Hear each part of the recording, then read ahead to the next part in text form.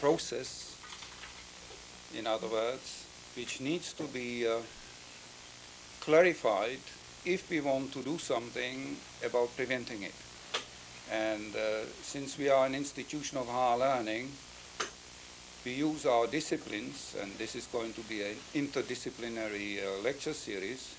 We use our various disciplines to shed light into the various aspects of the Holocaust in order to specify and clarify how these things developed, how it was possible. And each of us will make a contribution towards that end in order to bring about, shed some understanding and into the very complex problem of what we define or what we call, in general terms, the Holocaust. Particularly in times like these, we need to be on the alert, we need to be vigilant, and we have to assume our individual responsibilities as citizens and educated people to actively participate in the prevention of what might develop as even a bigger Holocaust, which includes, as you know, nuclear weaponry.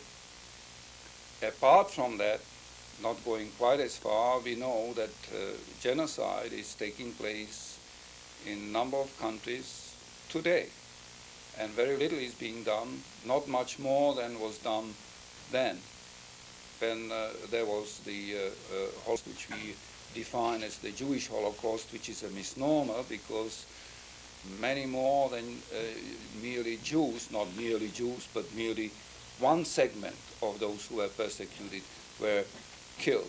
The Slavs, the Russians, the people who were the first to be gassed were actually people who were incurably ill. And they were first who were actually gassed. And so many things which have taken place need to be unraveled sufficiently so that we can be aware of the specific step-by-step event which made or makes a Holocaust possible, a genocide possible. So that is, in brief, the major reason why we do what we do here.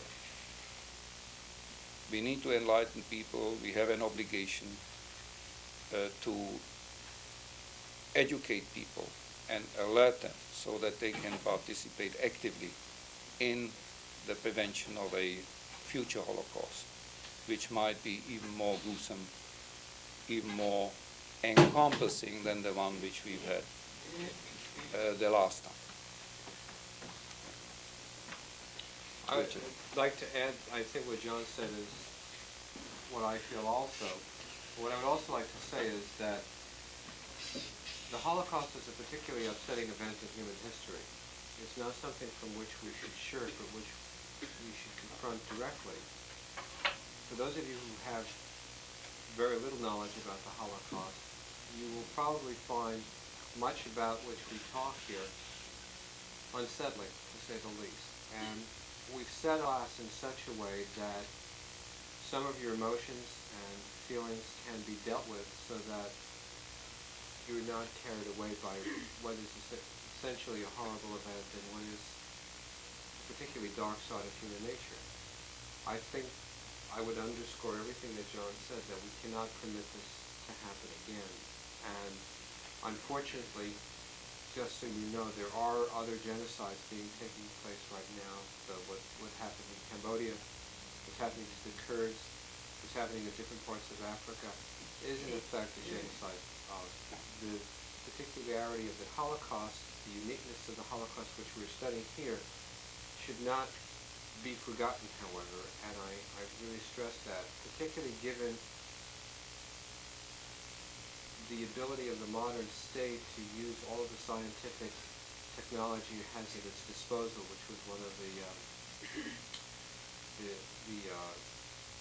I can't even think of the right word, the essences of the Nazi program was to use all of modern technology for essentially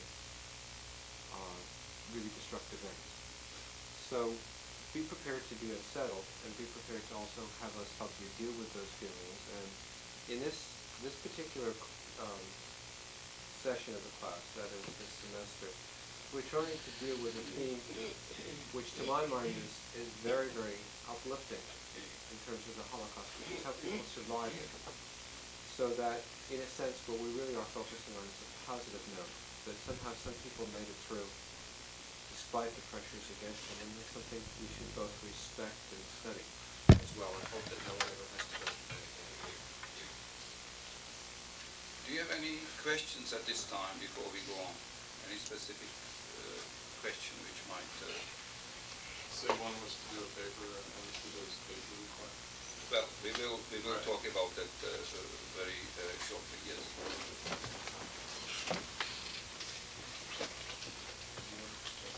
Right. So the formal requirements for that course are as follows. First of all, yes. I'd like to say just a few words. Right now? Yeah. Okay, fine. I'm head of an organization, Alliance for the Study of the Holocaust, which has been sponsoring Holocaust lectures at Sonoma State University. This will be the 4th year. And we've sponsored them in collaboration with a faculty group that has been concerned about the same issue. Now, the organization represents about 15 organizations in Sonoma, Marin, and San Francisco counties. I want to call your attention to the fact that the class includes the public lecture series, which will start next week. The public lecture series are open to the public without charge, and they're also open to other students who do not choose to enroll in the class for credit. I'm telling you this so that you can invite others to attend the lectures, because they should be, the way the lecture series has been set up this year, I think will be by far the most interesting and the most engrossing. Professor Zimmer has indicated that it's going to deal with a difficult subject, and it's providing opportunities for the class to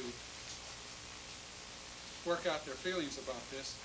But one of the high points will be 2 panels of survivors that will be talking about particular topics related to this.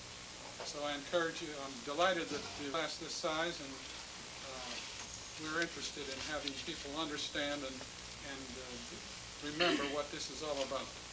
Thank you. Thank you very much. Robert Harris. I'm just wondering how many, you said it was a series. Will it be one meeting that's open to the public, or how many meetings? The entire lecture series is open to the public. Beginning next week? Beginning next week. And it's no charge? No charge. Great. Thanks. How many people do we have enrolled now who actually are enrolled, who are sitting here? Could we have anyone count Robert to do that? While Robert is doing that, I just wanted to say that for those of you who are concerned with public school education in California, that the Holocaust is now mandated in the state framework for the high schools and junior high schools, and that there are CAP questions, so that teachers must teach towards the Holocaust.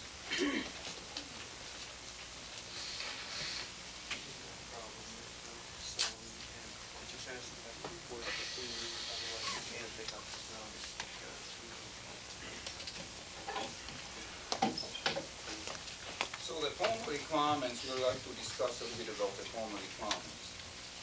Each of you are enrolled, those who are enrolled, in a specific department. And that includes history, Hutchins, sociology, psychology, and political science, and education, the School of Education. So you can get credit from these various departments and the School of Education. And that is your choice.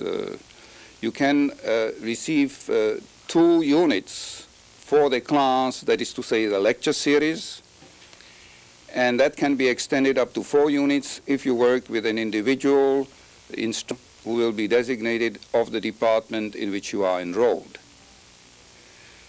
So that is up to you, that you actually can get 4 units for that lecture series. The two books which we have selected for you to read is one which is not yet in the bookstore but will be shortly, is Eugene Kogan's Theory and Practice of Hell, which is a classic and a very broad, well-written book which has been translated into quite a number of languages. The second one, which is already available in the bookstore, is Viktor Frankl's Man's Search for Meaning. That actually was supposed to be the second text, but since this one is not in, I will ask you to do this one first, to read this one first. And what we will do is ask you to write a summary within just about 3 weeks, which will be due in 3 weeks. A summary, a just brief summary of the book, as brief as possible, with your comments, observations, responses. Kind of position paper, which we call a position paper. That will be the formal requirement. This one and the other book, same thing. Just a brief summary and comments. The last thing, in terms of requirement, will be a paper which you write, a academic paper on a topic of your choice related to the Holocaust. And that will be the formal requirement. You should clear that topic, you should clear that topic with the instructor who is responsible for the course in your department. And you should do that relatively soon, within the next 4 or 5 weeks, so that you can begin the paper for the rest of the semester. George, did you want to come up? This is George Jackson from the psychology department.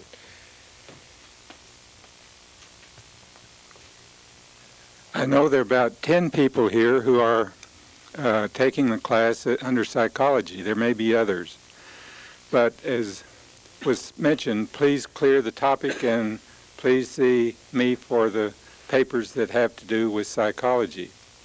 I'd like to also mention that there will be another book on reserve in the reserve book room.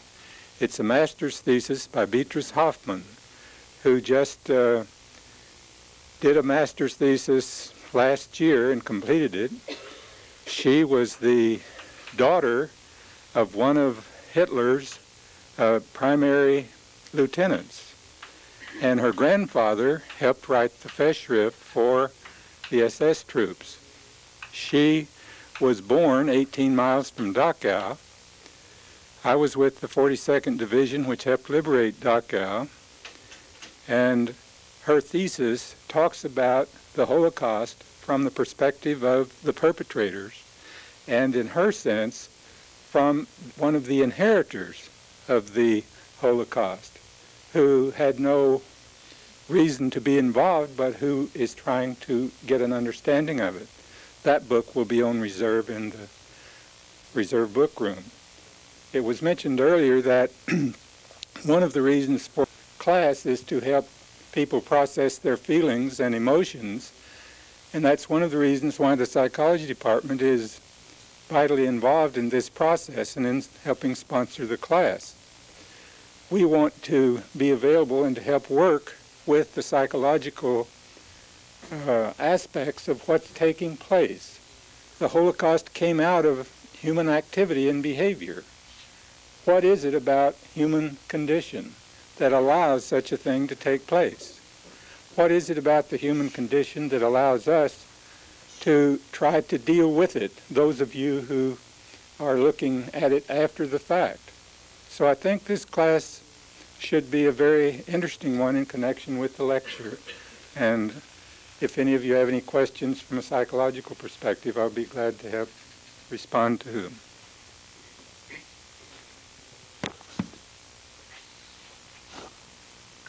So as I've mentioned, this is an interdisciplinary course, which is precisely one of its strengths, because such a complex event cannot be merely studied from one perspective. And that's why we are happy that we have a group of faculty who will introduce their respective perspectives.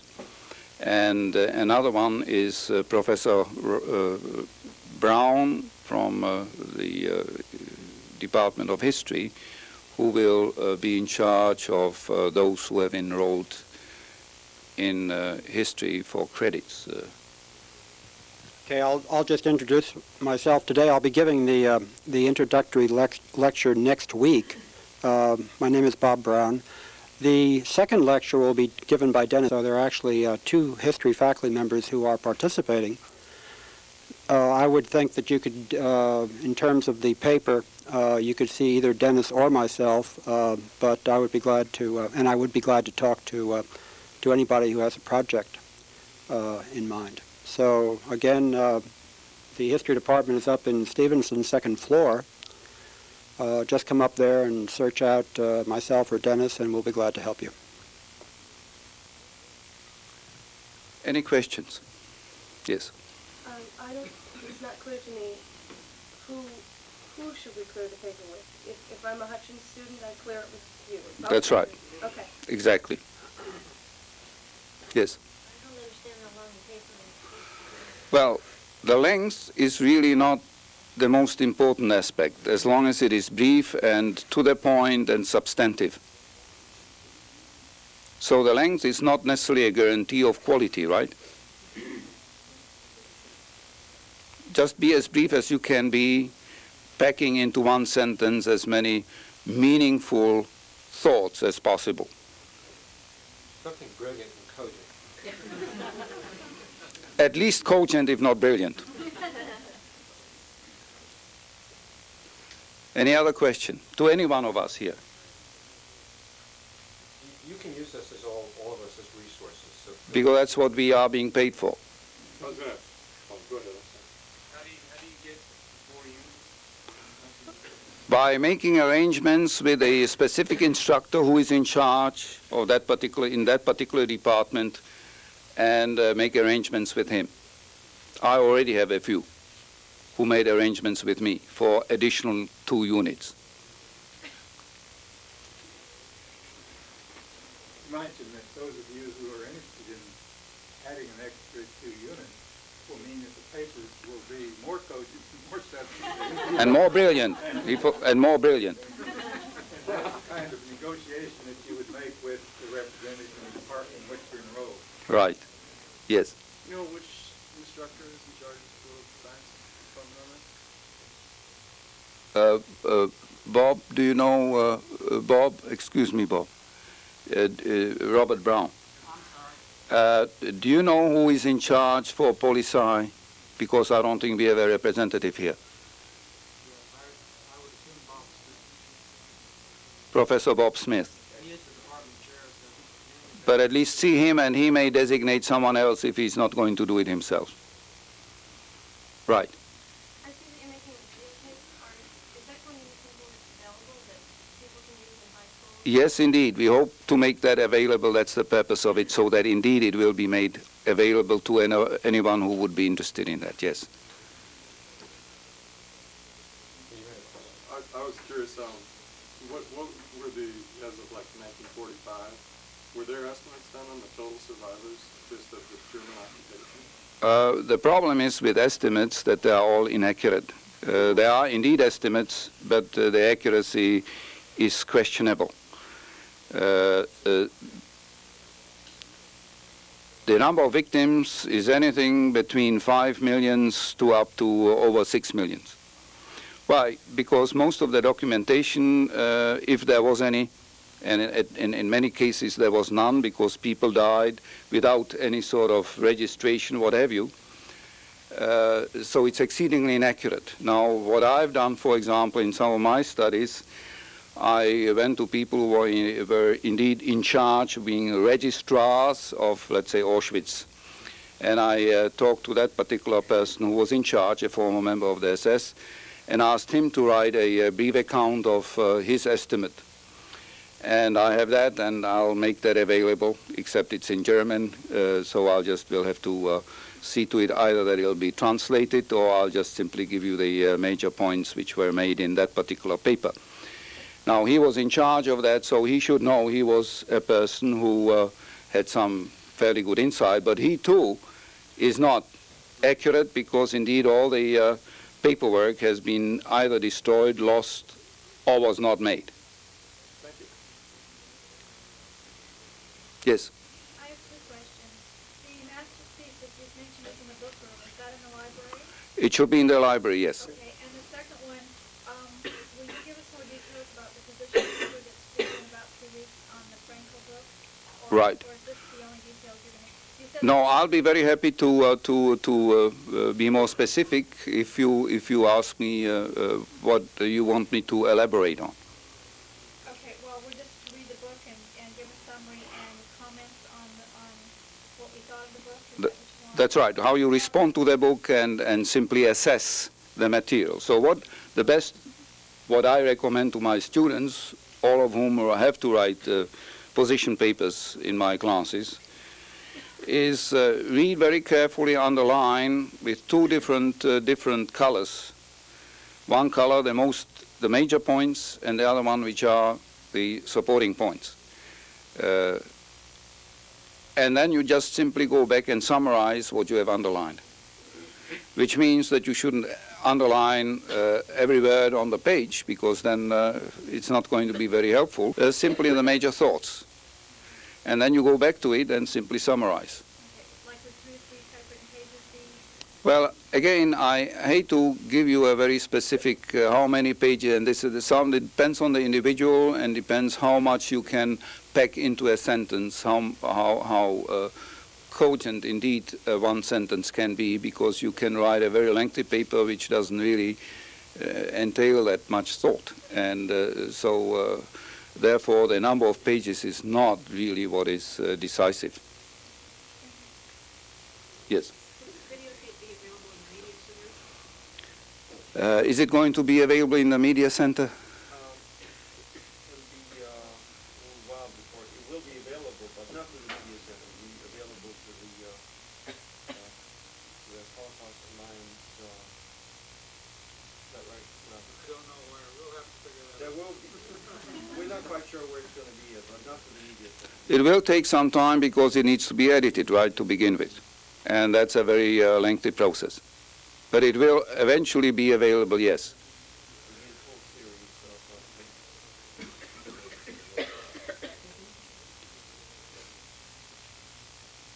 Any other question?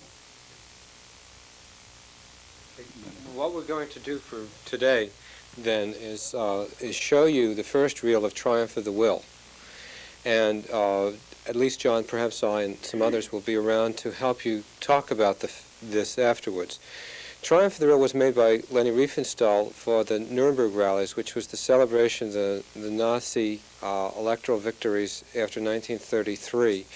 And it's an incredibly powerful film, which gives you, after you see it, I think it speaks for itself, as it gives you a sense of the Nazis from their own self-image point of view. And I'd like to then start that so at least we can see the first reel. So we'll do that.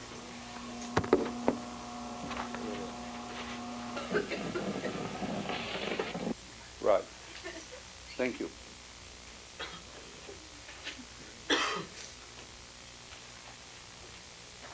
How many will teach?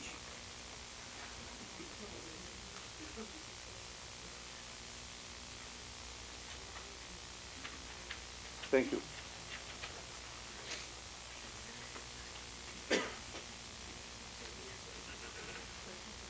So I see almost invariably these things happen because our equipment is not exactly the most up-to-date one.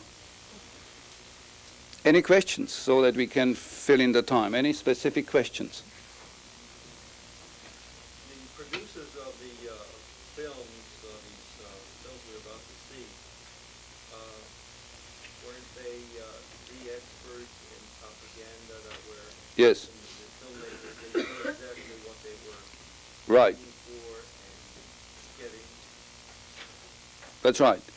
Now, who was also involved in this film was the staging of the whole thing, and Albert Speer was involved with that, to be armament minister of the future. He was involved in the whole thing. To stage it so that they would elicit, the structure of the masses would elicit a maximal response. I think the film is just about to start now.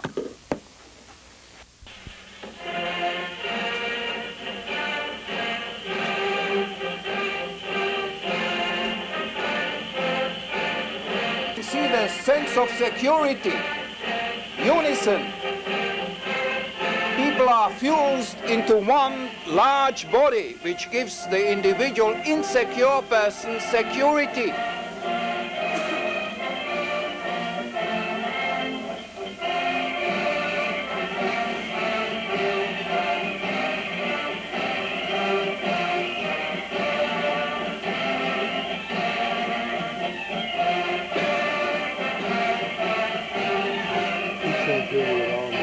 This doesn't work. No, it doesn't. Tell them that. But, you know, if you're going to talk, you maybe want to look the other way.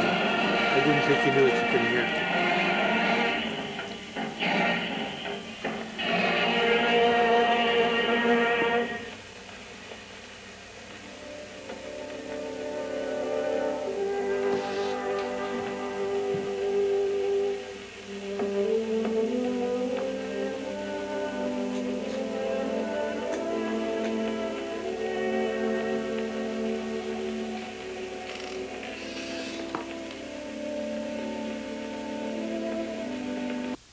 Just an informative film which tells what is happening in their country. But when did they go to see this? Was it a newsreel type? No, that was actually shown in movie houses, in theaters. Was it shown worldwide? A lot of the news was past the United States and they went down to Spain. Right. People would go to the Saturday show and get the news. Yeah, well, that was more than a newsreel. No, that was shown as a full feature. Like a feature film? All right. Yes. Yes. Absolutely. Yes. When you were saying that the people would unite and march in the streets and kind of rejoice to show their unity, I could hardly hear you, but did you say something about the Jews were excluded? Yes. There was, of course, no mentioning that the Jews were excluded, that they are not permitted to participate. But they weren't. Huh? But they absolutely weren't permitted. They were not, no, of course, because any public meetings were, which took place, the Jews were excluded, explicitly, not implicitly, but explicitly. So, but that, of course, is not apparent in the film. Yes. Well, that was against the reaction to the lost war. There's left sides and right sides, and the left and the right didn't quite understand each other too well. So they were fighting for power. Is that sort of an address to the old school? That's right. Are you going to go into, like, from my historical perspective, I understand some of the reasons the Third Reich got power. Right. People were really hurt. This is precisely going to be the first lecture, which will deal with that. Yes. Cut that first part, because if I remember correctly, the first almost half hour of that film was the German Luftwaffe and fly, and there's nothing else. No, I think you've got a different movie in mind. It has 3 parts. That's the first part. Yes. I was curious to know, prior to the rise of Adolf Hitler and Imperial Germany, was there much anti-Semitism then? Because some of the things that I've read, there were some very, very important Jewish people in high places in German government. That's very true, yeah. It was just the beginning of integration. That's very true, but there's still very strong anti-Semitic feelings. In certain parts of Germany more, in other parts less. But there was anti-Semitism, except it was not as overt as it used to be in the past. So it was the beginning of an integration. There is no question about that. But there was still enough anti-Semitism to build upon, to just stir it up and use it. And that was exactly what Hitler did. But you're right. Yes.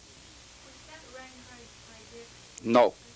Whom are you talking? Reinhard Heydrich at that time was actually a nobody. He hardly was on the scene. Whom are you trying to? There was no, Heydrich was not around. No.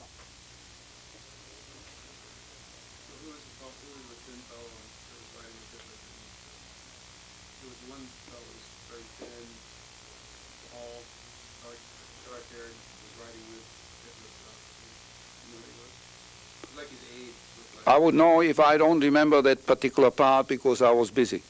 But I've looked at it, so I really don't, I would have to look at it again.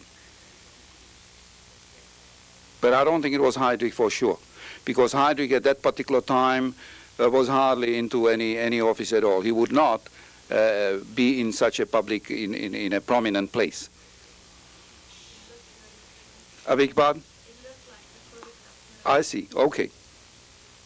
Yes. Are the other two parts of the film, are they going to be available? Yes, they will be available. Those of, I don't know what the schedule is, but we certainly could show another part of it. Depending, just about half an hour is right. Yes. The other thing is, this was a deliberate, making of the film was deliberate on the part of the people who made the film. Right. He is caught up in the fervor of rising Nazism and anti-fascism as they were trying to portray, were they kind of behind the scenes manipulating puppet masters. You understand what I mean? Not quite. Okay, it seems to me that they personally were as, whoa, yes, as they were trying to portray in the film, that they would not have been able to deliberately manipulate it as well as they did. So the people in the hierarchy of the Nazi regime, the Third Reich, were they as caught up in the fervor as they tried to get everyone else to be? Well, yes, they were indeed role models, and there's no question about it that they identified with what they are doing.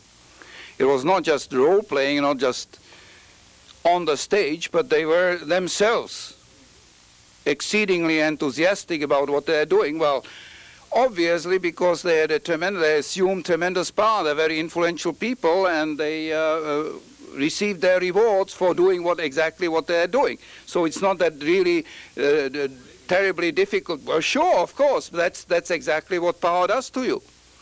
Because if I give you power, the chances are you'll identify with which gave you power. This makes perfect sense, obviously. So they're very much involved because for psychological reasons as well as for pecuniary reasons, power reasons. So they benefited from all that.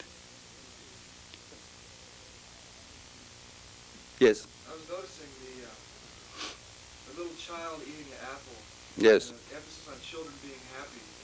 Was Well, like a gearing towards like we're no longer starving anymore, our children are happy? well, that's precisely, it was very that's part of the propaganda. There are no problems. Everyone feels united, happy, there is well-being again, people have plenty of eat. For example, the soup kettles up there, you know, which showing that everyone, all the masses are being fed, you know, just like in the biblical sense. So that was all very deliberate. That was done for a very specific purpose.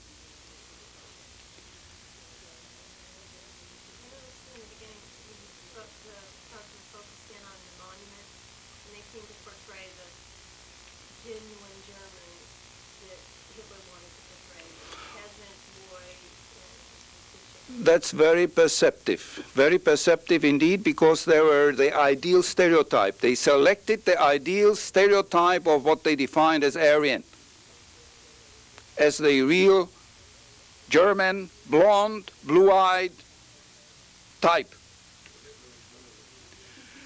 He didn't exactly, although he had very blue eyes.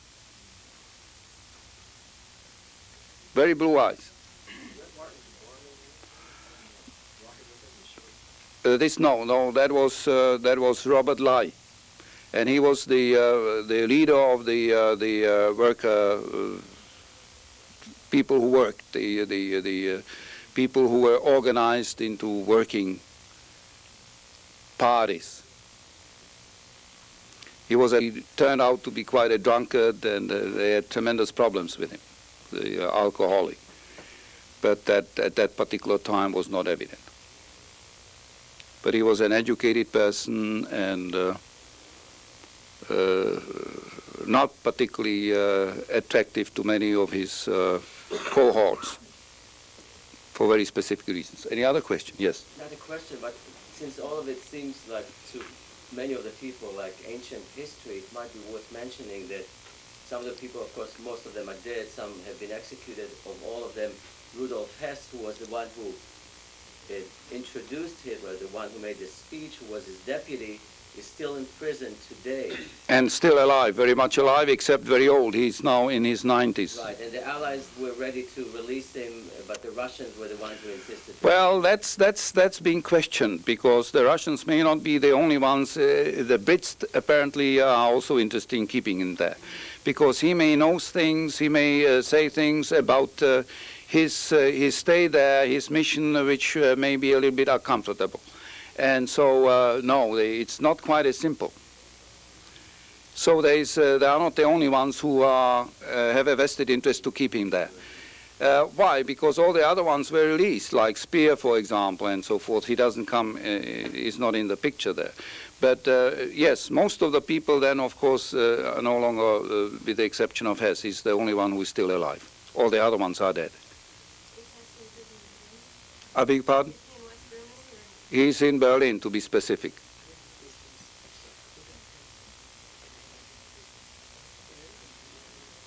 Any other question? Was there kind of a, this one shot where you have this swastika way at the top of the building, you know, right at the center of the building, with this religious feeling, like he's introducing almost a new, not only... It's a power symbol. Just for example, a power symbol, just like, for instance, not only the swastika, but for instance, if they raise their hand, the right hand, and these are all power symbols. They are symbols which have very specific emotional appeal, and also that of uniting, that of tremendous influence and power. And that was all calculated. Of course, that was not exactly original, because the fascist salute was pretty much the same. So it was not that fully original, because that already existed in Italy, because Mussolini had introduced that, to raise one's hand in the salute. Well, because it goes back to the old Romans. So Hitler was fascinated with old German folklore and right. The resurrection of right. the old god, stuff like that. Right. Well, less so, but with old cultural, traditional notions, yes. Yes. You see that very clearly because at the rally itself, it takes on a mythic proportion, I think, in the photographs that you see of the soldiers there. It emphasizes the plain nature of their faces, so that they're more than just human, and it emphasizes their strength and their power. Well, that's very true. Now, the interesting part, which you may have noticed, is not only the cult of personality, which is very obvious, but what Hess said when he addressed Hitler and the crowd of those who were there. Of course, most of these people inside were dignitaries of some sort. And what he emphasized is that Hitler is Germany. Your will is our will. When you speak, we speak. So a total abdication of individual freedom of choice. A total submission to Hitler. And that has very symbolic meaning because exactly that happened. And people submitted to that particular suggestion for the entire duration of the regime. I think that was a very powerful thing which has been somehow ignored by many historians and social scientists, namely what has said to the crowd and then addressed to Hitler specifically. A total submission, a submission to say, you are Germany. We no longer really, what you do is what we want you to do. Yes?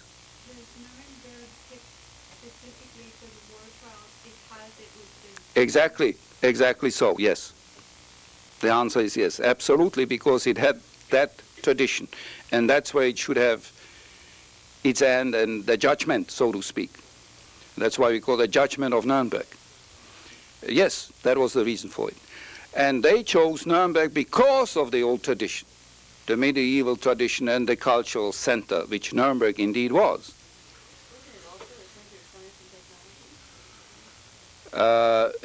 Science and technology less so.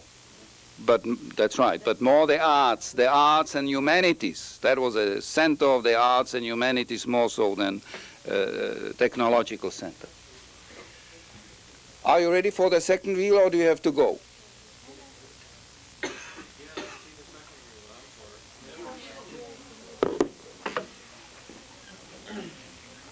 I hope I'll get it because everyone has left here, so I...